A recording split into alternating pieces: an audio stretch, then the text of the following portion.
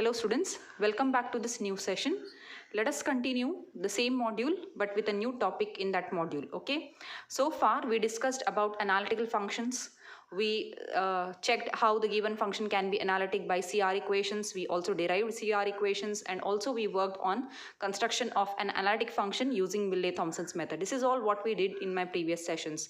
Now the next topic here we will be discussing about the properties of an analytical function. Okay, so before we go for the properties of analytic function, first we must learn or understand what is a harmonic function. Okay, so I have just written a title for you, a harmonic function. Okay, already you all have learned this in your I guess in second semester where you studied the vectors.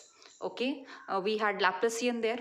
So you had a Laplacian of a scalar function, you also had a Laplacian of a vector function. I hope you remember all that. Okay, so using from that concept only, I'm just giving you a small definition over here, then we'll continue with the properties of it. Okay, any function phi is said to be harmonic if it is satisfying the Laplacian equation. What is a Laplacian equation? Del square phi is equals to 0. What is del here?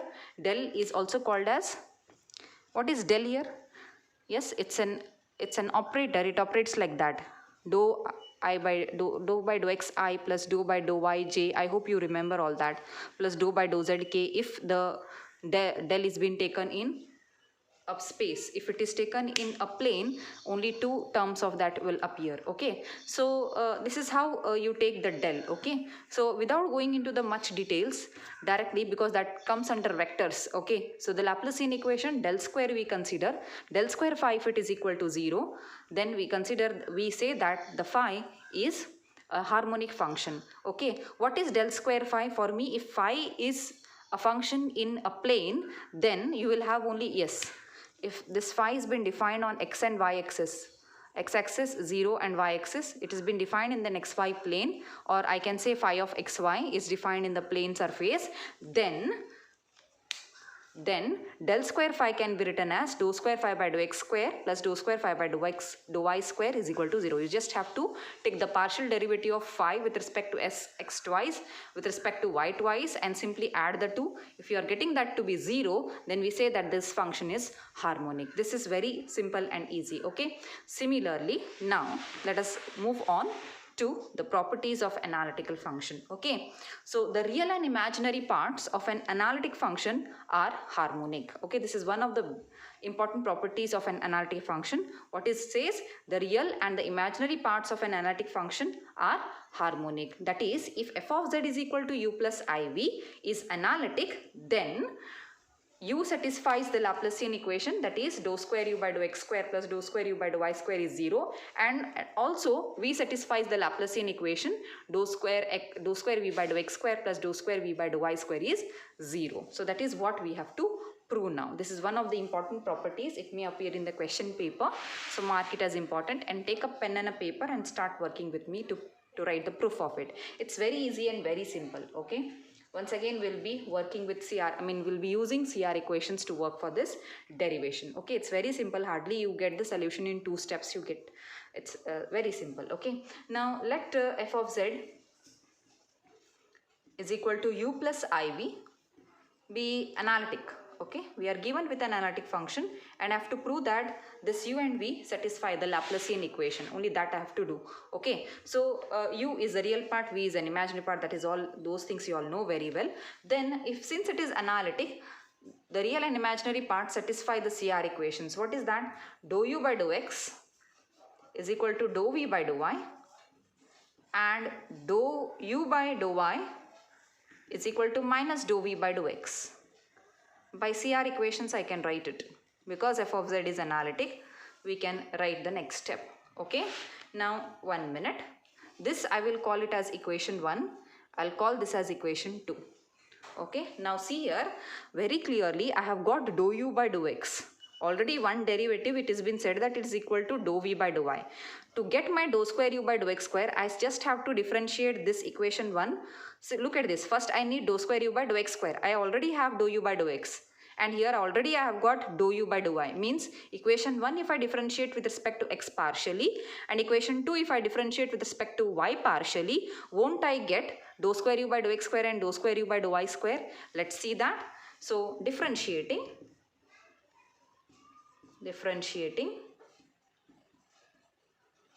1 with respect to x partially and 2 with respect to y partially. With respect to y partially. Okay. So if you do that, the first part, so look at this equation 1, you have got already dou u by dou x. Differentiating it once again with respect to x, it will be dou square u by dou x square is equals to, now already dou v by dou y is there, so it will be dou by dou x of dou v by dou y. What you say? Or it is as good as writing dou square v by dou x dou y. Dou square v by dou x dou y. Similarly, I am differentiating equation 2 with respect to y. So I get the second part, that is dou square u by dou y square is equals to, there is a minus sign, dou by dou y of dou v by dou x. Or it is minus dou square v by dou y dou x. Okay, but since we know that dou square v by dou x square dou x dou y is always equal to dou square v by dou y dou x. You just change the order. Okay, always remember dou square v by dou x dou y is always equal to dou square v by dou y dou x.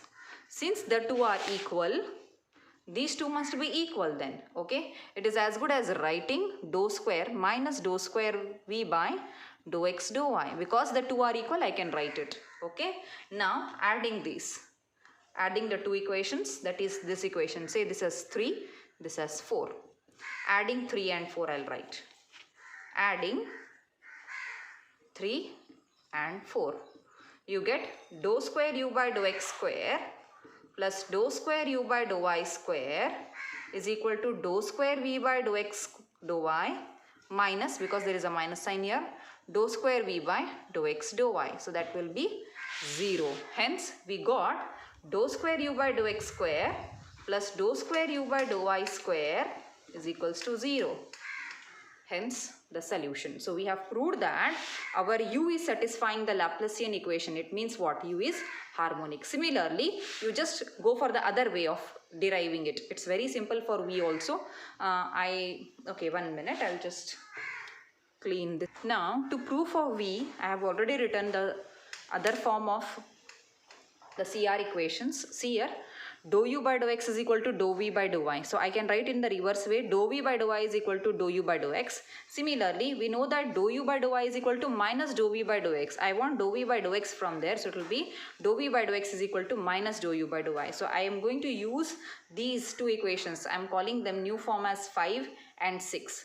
So I need dou square v by dou x square and dou square v by dou y square. Means what? I have to differentiate equation 5 with respect to x partially and differentiate equation 6 with respect to y partially. Let's go for it directly. Should I write? Okay, no need to mention it directly. Differentiating 5 with respect to x partially and equation 6 with respect to y partially. So as to get dou square v by dou x square and dou square v by dou y square. So if we differentiate the equation 5, you get dou square v by dou x square is equal to minus dou by dou x of dou u by dou y. Or it is minus dou square u by dou x dou y. Okay, similarly, go for equation 6, differentiating equation 6 with respect to y, you will have dou square v by dou y square is equal to dou by dou y of dou u by dou x. Or it is dou square u by dou x dou y. Sorry, dou y dou x.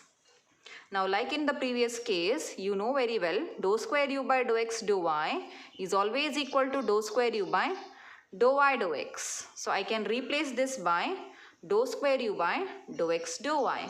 Now simply adding the two, you get dou square v by dou x square plus dou square v by dou y square is equal to 0. Hence, this shows that v is also harmonic, which is the imaginary part of your analytic function. So both the real and imaginary parts of an analytic function are harmonic. Okay, we have given the property of that analytic function, and also we have proved it. Okay, now you must be thinking this is only in the Cartesian form. How are we going to represent a Laplacian equation in polar form, and how will prove it in if the equation given to us, the analytic function f of z, is given to us in polar form? Let's work in that direction. One more this session on that.